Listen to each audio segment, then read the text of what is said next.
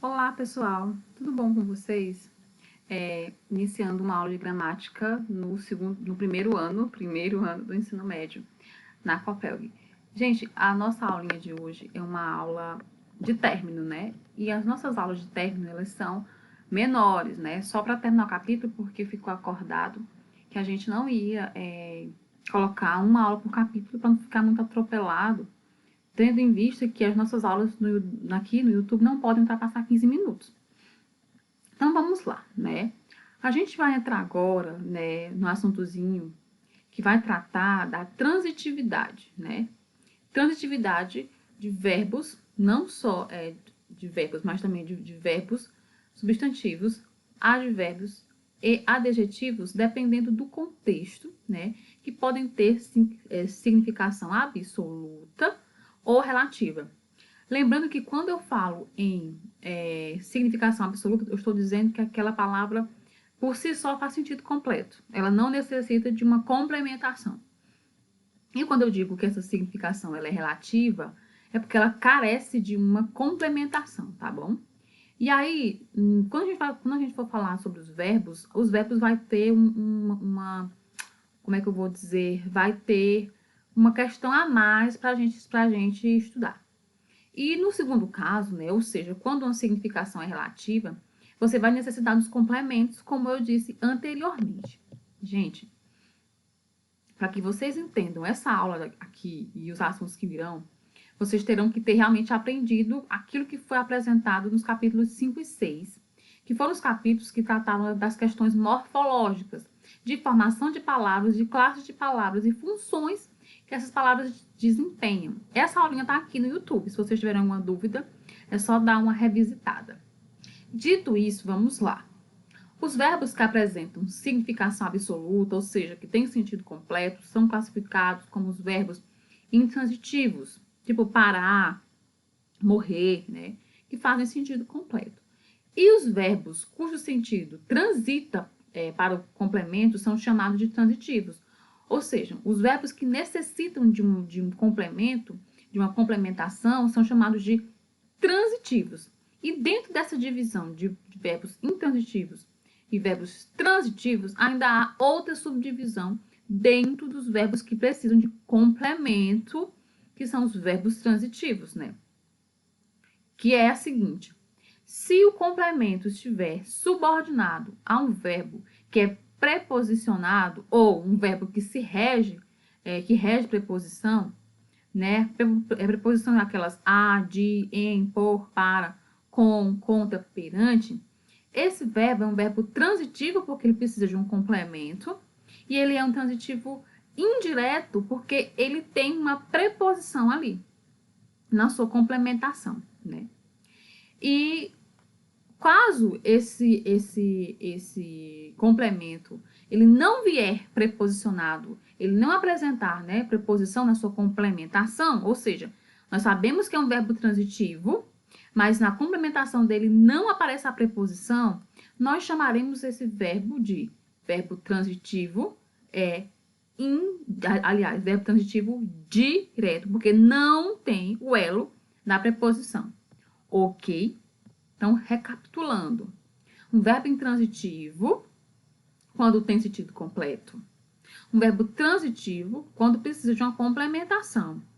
Verbo transitivo indireto, quando nessa complementação aparece uma preposição.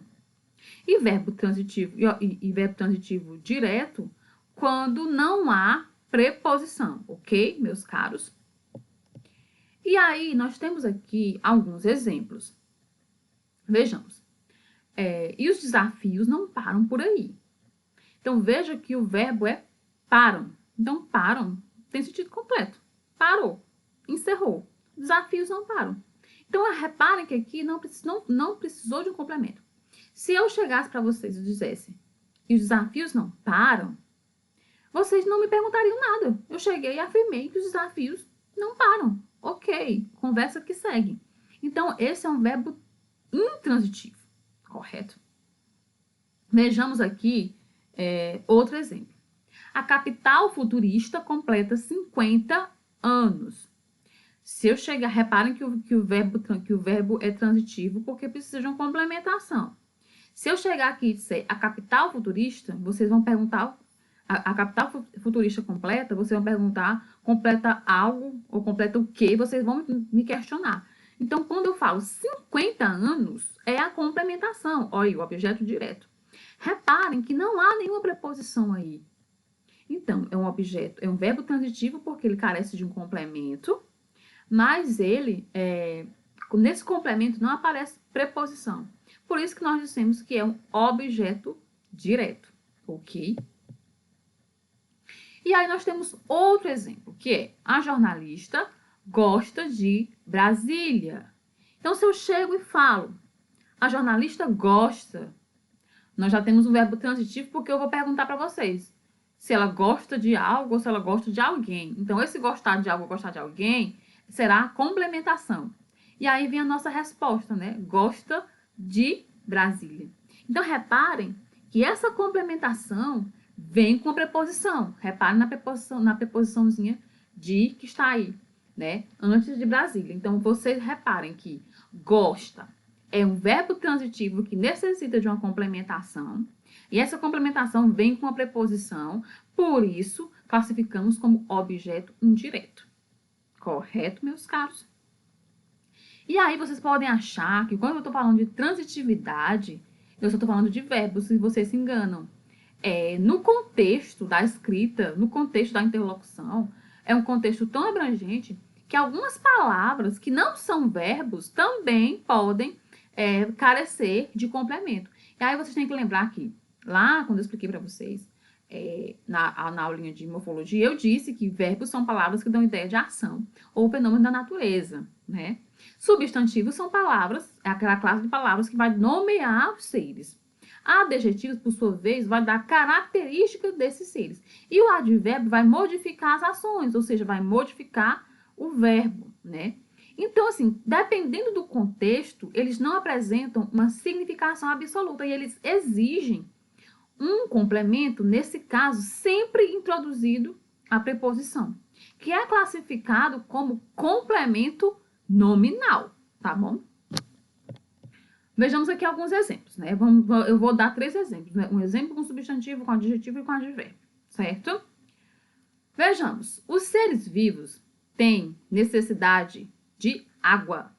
Reparem que a palavra destacada aí é um substantivo.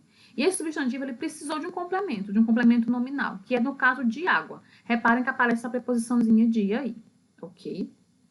Mais um exemplo. Água é fundamental para a vida. Agora, neste caso, nós temos o adjetivo fundamental aí, que carece de um complemento, que vem aí o para a vida. De novo, uma preposição, para. Agora, um exemplozinho com um advérbio. Há nascentes perto da cidade. Ou seja, a palavra que carece de um complemento aí, no caso, é um advérbio. E seu complemento é da cidade. Então, reparem que, em todos os casos, vai aparecer a preposição. Apareceu o de, apareceu o para, apareceu o da. Então, isso aqui é um complemento nominal com aquelas palavras que não são necessariamente verbos, mas necessitam de uma complementação para que se entenda, né, o que foi, para que você entenda o contexto numa totalidade, ok? E aí, prosseguindo ainda para a gente finalizar este capítulo, nós temos os referentes. Em um enunciado, algumas palavras têm seu significado vinculado a algumas situações extratextuais. E, gente, situações extratextuais são aquelas situações que estão fora do texto. Por exemplo, vida do autor, contexto, o momento que ele viveu. Então, são questões que a gente não encontra dentro do texto. Ou outra palavra que faz referência. Aqui a gente está falando da referenciação, né? Que existem palavras que fazem referências a outras. Isso ocorre, por exemplo, com pronomes que indicam as 3 pessoas do discurso, ou seja, os pronomes fazem referência às pessoas do discurso, que são, né, quem fala, para quem fala ou de quem fala e do que se fala, entendem? Então, essas palavras que funcionam como referente, elas também precisam de uma complementação e elas precisam fazer sentido completo. E para fazer sentido completo, elas precisam dessa complementação que aparece sempre como complementação nominal, quando a palavra não está exercendo, não está dando a ideia de ação, que são os verbos, tá bom? E aí nós encerramos este capítulo, tá? E sempre quando encerro o capítulo, eu peço que vocês pratiquem, né? Então, eu peço que vocês sempre façam as atividades de sala e as propostas do capítulo, no caso, o capítulo 8, tá bom? Eu não vou estipular aqui uma data de entrega, porque eu não sei que dia que essa aula vai ao ar. Então, quando a aula for ao ar, no grupo de WhatsApp, eu combino com vocês uma data de entrega, ok? E aí vocês podem me enviar por e-mail, pelo WhatsApp, pelo Google Drive. Enfim, gente, eu peço encarecidamente que vocês usem esse tempo dos plantões que estão dados pela Copel para tirar as dúvidas de vocês, porque assim, nós vamos entrar no capítulo 9, se não me engano, ou é o 10, eu não tenho certeza, um assunto muito complicado que é morfossintaxe. Então, se vocês tiverem alguma dúvida em relação à morfologia, em relação à sintagma nominal, sintagma verbal, falem, porque vocês vão precisar desses conceitos para entender os conceitos vindouros, os conceitos que virão, tá bom? Então, pessoal, por hoje é só. Um beijo grande para vocês. Dúvidas, entrem em contato, por favor. Otimizem o tempo de vocês. Lembrem que vocês não estão de férias. Nós só estamos afastados fisicamente. Mas vocês têm que primar pela entrega das atividades no período certo. Otimizar o tempo de vocês. Criar uma rotina de estudo para vocês. Para que vocês não percam, né? O bonde. Não percam como é que eu vou dizer? Não percam o molejo em relação às aulas. Para quando a gente voltar, vocês não estarem enferrujados. Então é isso, meus caros. Muito obrigada e até mais.